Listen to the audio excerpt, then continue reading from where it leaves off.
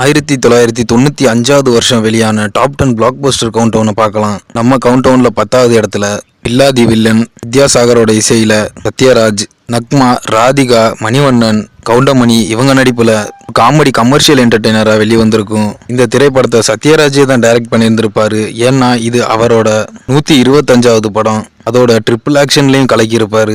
படத்தோட திரைக்கதைன்றது ரொம்பவே இன்ட்ரெஸ்டிங்கா இருக்கும். மீனாட்சி சுந்தர் ஒரு கேஸ் தோக்காத லாயராகவும், இன்னொரு பக்கம் எடிசன் ஒரு லோக்கல் மாஸ் ஃபைட்டராகவும், இன்னொரு மிஸ்டீரியஸான கேரக்டரோட சத்யராஜோட ரோல் இருக்கும். ஒரு மர்டர் கேஸ்க்குள்ள பாலிடிக்ஸ், ரிவெஞ்ச், ஃபேமிலி எமோஷன் இது மூணையுமே மிக்ஸ் பண்ண ஒரு கமர்ஷியல் என்டர்டெயின்மெண்ட் திரைப்படமா இருக்கும். சத்யராஜோட ஒன் அண்ட் ஒன்லி டைரக்ஷன் திரைப்படமாகவும் இருக்கு. வித்யாசாகரோட கம்போசிங்ல, வைரமுத்துவோட லிரிக்ஸ்ல எல்லா பாடலுமே பயங்கர ஹிட்டா இருக்கும். இதுலயும் குறிப்பா தீந்தரகடி தில்லாலேன்ற அந்த பாடல் இப்ப வர திரைப்படங்கள்ல ரெஃபரன்ஸ் ஆகும். ஆல் டைம் ரெட்ரோ சாங்காகவும் இருக்கு. பில்லாதி வில்லன் ஒரு கமர்ஷியல் சக்சஸா ஒரு சூப்பர் ஹிட் திரைப்படமா இருக்கு. நம்ம கவுண்ட் டவுன்ல 9வது இடத்துல சீனிவாச ராவ் இயக்கத்துல வந்த சின்ன வாத்தியார், பிரபு, குஷ்பு, ரஞ்சிதா, கவுண்டமணி, செந்தில் இவங்க நடிப்புல ஒரு காமெடி என்டர்டெய்னர் திரைப்படமா வெளிவந்திருக்கும். 90sல காமெடி ஜானர் ஸ்கிரிப்ட் எழுதுறதுல பேசி மோகன் சகலகலா வல்லவன்னே சொல்லணும். பேசி மோகனோட டைலாக்ஸ் எல்லாம் கவுண்டமணி செந்திலோட காம்போன்னு எல்லா காமெடியுமே பயங்கரமா ஒர்க் அவுட் ஆயிருந்திருக்கும். பிரபுவோட திரைப்படங்கள்லயே இந்த திரைப்படம் கொஞ்சம் டிஃபரெண்ட் ஆனது. ஒரு ப்ரொஃபசர் இம்பாசிபிளான ஒரு எக்ஸ்பெரிமெண்டோட அதோட பாடியில் இருக்கக்கூடிய ஆத்மா எக்ஸ்சேஞ்ச் ஆயிட்டா என்ன ஆகும்? சயின்டிஸ்ட் ப்ரொஃபசர் அரவிந்த் ஒரு ஃபார்முலாவை கிரியேட் பண்ணுவாரு. ஒரு உடம்புல இருந்து இன்னொரு உடம்புக்கு சோலை டிரான்ஸ்ஃபர் பண்ண முடியும்னு. நான் அந்த கண்ட்ரோலை மீறி இந்த எக்ஸ்பெரிமெண்ட் போயிடும். அதுக்கப்புறம் நடக்கக்கூடிய கூத்து தான் படத்தோட ஒரு main turning point. Double role பண்ற confusion, super natural twist, comedy, ரொமான்ஸ்னு பயங்கர என்டர்டைன்மெண்டா இருக்கும். பாடி மாறினாலும் கேரக்டர் மாறாதுன்றதெல்லாம் ஸ்கிரீன் பிளே அவ்வளோ பயங்கரமா பண்ணியிருந்திருப்பாங்க. இளையராஜாவோட கம்போசிங்ல, வாலியோட லிரிக்ஸ்ல எல்லா பாடல்களும் பயங்கரமா ஹிட் ஆயிருந்திருக்கும். சின்ன வாத்தியார் காமெடி என்டர்டைன்மெண்டோட ஒரு கல்ட் பிலிமா 150 நாளைக்கு மேல ஓடி ஒரு சூப்பர் ஹிட் திரைப்படமா இருக்கு. நம்ம கவுண்ட் டவுன்ல 8வது இடத்துல செல்வா இயக்கத்துல வந்த கர்ணா, வித்யாசாகரோட இசையில அர்ஜுன், ரஞ்சிதா, வினீத், செந்தில், கவுண்டமணின்னு இவங்களோட நடிப்புல ஒரு ஆக்ஷன் டிராமாவா வந்திருக்கும். அர்ஜுனோட டபுள் ஆக்ஷன், ஒரு பக்கம் விஜய்ன்ற எதுக்கும் கவலைப்படாத கேர் ஃப்ரீயான ஒரு யங்ஸ்டர் இருப்பாரு. ஆனா அவரோட அப்பா ஒரு போலீஸ் ஆபீசர். ஊட்டிக்கு போன விஜய்க்கு ஒரு லவ் ஸ்டோரி ஸ்டார்ட் ஆகுது. ஆனா ஹீரோயினோட ஃபேமிலி ரொம்ப பெரிய டேஞ்சரான சுச்சுவேஷன்ல இருப்பாங்க. அந்த நேரத்துல கர்ணா என்ட்ரியை கொடுத்து அந்த கேஸை ஹேண்டில் பண்ணுவாரு. இப்பதான் ஒரு பயங்கரமான ட்விஸ்ட் இருக்கும். விஜய்க்கும் கர்ணாவுக்கும் பிளட் கனெக்ஷன் இருக்குன்னு இந்த திரைப்படம் சைலண்டா தியேட்டருக்கு வந்து ஒரு பயங்கரமான ரெஸ்பான்ஸ் எடுத்து வேற லெவல் ஹிட் கொடுத்துச்சு. கூடவே வித்யாசாகரோட கம்போசிங் படத்துக்கு ஒரு மிகப்பெரிய பேக் போன். புது புது ரோஜாவே, ஹே ஷப்பா, அதோட குறிப்பா மலரே மௌனமான்ற பாட்டு இன்னைக்கு கேட்டாலும் ஒரு சோல்ஃபுல் ஃபீலா இருக்கும். ஆனா இந்த மலரே மௌனமான்ற பாட்டு வந்த அந்த டயத்துல நிறைய பேர் இந்த சாங் வந்து ஏஆர் ரஹ்மானோடது, ஏஆர் ரஹ்மான் தான் இது போல பாட்டு பண்ணுவாரு அப்படின்னு நிறைய பேர் ரொம்ப காலமா நம்பிக்கிட்டு இருந்தாங்க. ஏன்னா காதலன் திரைப்படத்துல என்னவளேன்ற பாடல் அவ்வளோ ஒரு மெஸ்மரைஸா இருந்ததுனால ஏஆர் ரஹ்மானோட கம்போசிங் தான் அப்படி இருக்கும்னு, அந்த மாதிரி இருக்கும்னு ஒரு ட்ரெண்ட் செட்டர் கிரியேட் பண்ணி வச்சிருந்தாரு இதுக்கு முந்தைய வருஷமான 94ல. பட் இந்த கிரெடிட்ஸ் எல்லாமே வித்யாசாகருக்கு தான் போகும். எஸ்பி பாலசுப்ரமணியம் அவரே அவர் வாயால சொல்லியிருந்திருப்பாரு, என்னோட என்டையர் கேரியர்ல இந்த மலரே மௌனமான்ற பாட்டு மாதிரி வேற எந்த பாட்டுமே என்னை அவ்வளோவா டச் பண்ணல அப்படின்னு. அந்த அளவுக்கு பெருமை இருக்கு இந்த ஒரு பாடல்ல. வித்யாசாகரோட கெரியர்ல one of the memorable melody. கிட்டத்தட்ட 125 நாளைக்கு மேல ஓடி கர்ணா திரைப்படம் ஒரு சூப்பர் ஹிட் திரைப்படமா இருக்கு.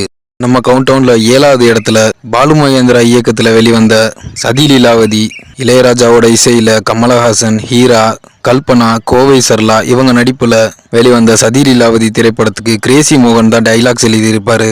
ஆக்சுவலா அகைன் அண்ட் அகைன் கிரேசி மோகன் அண்ட் கமலஹாசன் காம்போங்கிறது 90sல ஒன் ஆஃப் த கல்ட் காம்போன்னு சொல்லணும். நான் அவங்களோட காம்போல வந்த திரைப்படங்கள் எப்ப பார்த்தாலுமே அழிக்காத ஒரு திரைப்படமா இருக்கும். அதோட இன்னைக்கும் டிவியில போட்டாலும் அது ரீவாச்சபிள் பிலிம்ஸா கண்டிப்பா இருக்கும். இந்த திரைப்படத்தை கமலே அவரோட சொந்த ராஜ்கமல் இன்டர்நேஷனல்ல தயாரிச்சிருப்பாரு. கதையோட பிளாட் என்னன்னா, ஹஸ்பண்ட் தன்னோட ஒய்ஃப் அழகு இல்லைன்னு ஒரு சீக்ரெட் அஃபேர் வச்சிருந்திருப்பாரு. அப்படி வச்சிருந்தா என்னெல்லாம் ஆகுன்றது தான். ஸ்கிரீன் பிளே ரொம்பவே சுவாரஸ்யமா இருந்திருக்கும். ரமேஷ் அரவிந்தோட ஆக்டிங் இங்க ரொம்பவே நல்லா இருந்திருக்கும். ரமேஷ் அரவிந்த் லீலாவதி அக்செப்ட் பண்ணாம பிரியாவை வச்சிருந்திருக்கதோட தன்னோட ஃப்ரெண்டான டாக்டர் சக்திவேல், அதோட லீலாவதி இந்த சுச்சுவேஷனை ஹேண்டில் பண்ற விதம். படம் என்னதான் காமெடி ஜானரா இருந்தாலும் படத்தோட அண்டர்லையிங் தீம்ன்றது லீலாவதி கேரக்டர் ஆடியன்ஸுக்கு ரொம்பவே எமோஷனல் கனெக்ட் ரொம்பவே எமோஷனல் கனெக்டை கொடுத்துருக்கும்.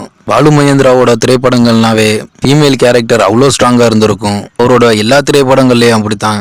இளையராஜாவோட கம்போசிங்கில் மாறுகோ மாறுகோன்ற பாட்டு 90s அவ்வளோ ஒரு காமெடி தீம் சாங்காக இருந்திருக்கும். தமிழ் சினிமாவோட காமெடி ஆக்டர்ஸ்க்கு ஹானர் பண்ணுற விதமாக அப்போதான் காமெடிக்குன்ற அவார்ட் கேட்டகிரிலாம் வந்திருக்கும். இந்த திரைப்படத்தில் பெஸ்ட் காமெடியன்னு தமிழ்நாடு ஸ்டேட் ஃபிலிம் அவார்டை கோவை சர்லாக்கு கொடுத்துருந்துருப்பாங்க. நல்ல ஒரு தேட்டரிக்கல் ரெஸ்பான்ஸோட ஒரு மெகா சூப்பர் ஹிட் திரைப்படமாக இருக்குது சதி லீலாவதி.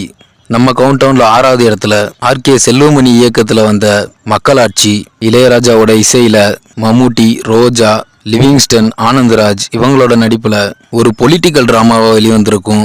படத்தோட ஹீரோவான சேதுபதின்ற ஒருத்தன் சாதாரணமான மனுஷன் திடீர்னு அரசியலுக்கு வர்றான். இப்படி வந்தா என்ன ஆகுன்றத அவ்வளோ சுவாரஸ்யமா விறுவிறுப்பா ஸ்கிரீன் பிளே பண்ணியிருந்திருப்பாங்க. ஒரு ஆக்சிடென்டலா ட்ரக்ல இருந்து மணி ஸ்டாஷ் அவருக்கு கிடைக்குது. இந்த பணத்தை வச்சு என்ன பண்ணலான்னு யோசிக்கும் போது ஒரு விபரீதமான டிசிஷன் எடுக்கிறாரு அரசியல் அப்படின்னு. ஸ்லோவா பாலிடிக்ஸ், இன்ஃப்ளூயன்ஸ், மக்களோட சப்போர்ட்னு சேதுபதி சிஎம் ஆக கரப்ஷன், பொலிட்டிக்கல் ப்ரெஷரை இந்த சேலஞ்ச் எல்லாம் எப்படி ஹேண்டில் பண்றோன்றத இன்ச் பை இன்ச் அப்படி செதுக்கி வச்சிருப்பாரு ஆர்கே செல்வமணி. இளையராஜாவோட கம்போசிங்ல சாங்ஸ் மட்டும் இல்ல, படத்தோட பிஜிஎம்மும் ஒரு பொலிட்டிக்கல் ரா பேக் மூட கொடுக்கும். தமிழ் சினிமாவோட பொலிட்டிக்கல் டிராமால எப்படி அமைதிப்படை ஒரு முக்கியமான ஸ்டோரி பிளாட்டோ அதே மாதிரி மக்களாட்சியும் ஒரு முக்கியமான பிளாட்டா இருந்திருக்கும். இந்த திரைப்படத்தை எத்தனை பேர் பார்த்திருப்பீங்கன்னு தெரியல. கண்டிப்பா பார்க்காதவங்க பாருங்க, ஒரு மஸ்ட் வாட்ச் ஃபிலிமா இருக்கு. நடிகர் மம்முட்டி தமிழ் சினிமால குறிப்பிட்ட படங்களை ரொம்பவே செலக்டிவா தான் எடுத்து பண்ணுவாரு. ஆனா இந்த திரைப்படத்தோட கதையை கேட்டோன்னா ஆர்கே செல்வமணி அவருக்காக கொஞ்சம் ரைட்டிங்ஸை மாத்தி பொலிட்டிக்கல் திரைப்படத்தை பொலிட்டிக்கல் இன்வெஸ்டிகேஷன் திரைப்படமா மாத்தி இருந்திருப்பாரு. இதை அவரே ஒரு பேட்டியில சொல்லியிருந்திருப்பாரு. நம்ம கவுண்டவுன்ல 5வது இடத்துல வசந்த் இயக்கத்துல வெளிவந்த ஆசை. தேவாவோட இசையில அஜித் குமார், சுவலட்சுமி, பிரகாஷ்ராஜ் இவங்க நடிப்புல ஒரு சைக்கலாஜிக்கல் ரொமான்டிக் டிராமாவை வெளியிருந்திருக்கும். ஜீவாவான அஜித் குமாரும் யமுனாவும் காதலிக்கிறாங்க. ஸோ யமுனாவோட அக்கா வீட்டுக்கார் மேஜர் மாதவன் யமுனா மேல ஆசை வச்சு ஒரு சீக்ரெட் அஃபேரா வச்சுக்கலான்னு பார்க்க, யமுனா ஆல்ரெடி லவ்ங்கிற ரிலேஷன்ஷிப்ல இருக்க அந்த ரிலேஷன்ஷிப்பை எப்படியாவது உடைக்கணும்னு மேஜர் மாதவன் ட்ரை பண்ற ஒரு டிராஜிக்கல் ஸ்டோரியா அவ்வளோ இன்செக்யூரிட்டி காம்ப்ளெக்ஸோட பயங்கரமான ஸ்கிரீன் பிளேவா பண்ணியிருப்பாங்க. ஸோ இதுதான் மெயின் தீமா இருக்கும். தேனிசை தென்றல் தேவா 90s காலகட்டத்தில் விஜய், அஜித் மாதிரியான ஆளுங்களுக்குலாம் ரொம்ப பெரிய பேக் போனா இருந்தவர். தேவாவோட இசையில எல்லா பாட்டுமே பயங்கர ஹிட் ஆகி ஒரு ஆல்பம் ஹிட் பாடல்களா இருக்கும். கொஞ்ச நாள் ஒரு தலைவாங்கிற பாட்டு தான் ஸ்டார்டிங் அஜித் கரியர்ல ஒரு ஐகானிக் சாங்கா பார்க்கப்பட்டது. அதோட மீனம்மாங்கிற ஒரு பக்கா மெலோடி ட்ராக்கை நிறைய பேர் ஏஆர் ரஹ்மானோட கம்போசிங் அப்படின்னு தான் நினைச்சுக்கிட்டு இருந்தாங்க. நடிகர் மற்றும் டைரக்டர் எஸ்.ஜே. சூர்யா இந்த திரைப்படத்துல அசிஸ்டண்டா வேலை பார்த்திருப்பாரு. ஸோ இந்த திரைப்படத்துக்கு அப்புறம் தான் அஜித் குமார், எஸ்.ஜே. சூர்யாவோட காம்போ ஸ்டார்ட் ஆயிருக்கும். நல்ல ஒரு தியேட்டரிக்கல் ரெஸ்பான்ஸோட ஒரு சூப்பர் ஹிட் திரைப்படமா இருக்கு.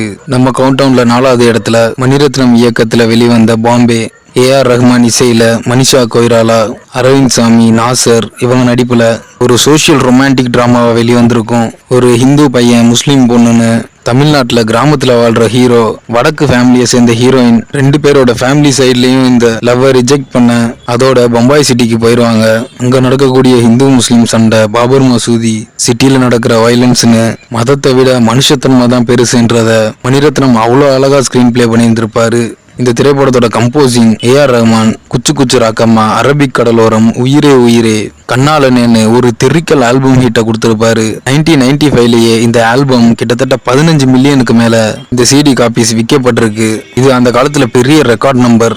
பல நேஷனல் அவார்ட்ஸை வாங்கி குவிச்சு ஒரு பிளாக் பஸ்டர் திரைப்படமா இருக்கு.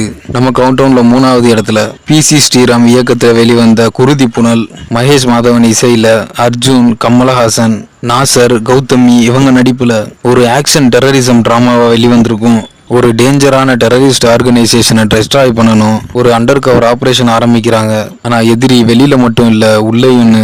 இதுக்கப்புறம் நடக்கக்கூடிய இன்டாகிரேஷன், சீக்ரெட் மிஷன், எமோஷனல் சர்ஃபேஸ்னு படம் அவ்வளோ ரா அண்ட் கல்ட்டா இருக்கும். இந்த திரைப்படத்துல சாங்குன்றது கிடையாது. படத்தோட ஸ்டோரி தான் சாங்கு, ஸ்கிரீன் பிளே, ஆக்ஷன் எல்லாமே கிரிட்டிக்கல் அண்ட் கமர்ஷியல் சக்சஸோட கிட்டத்தட்ட 175 நாளைக்கு மேல ஓடி ஒரு மிகப்பெரிய பிளாக் பஸ்டர் திரைப்படமா இருக்கு.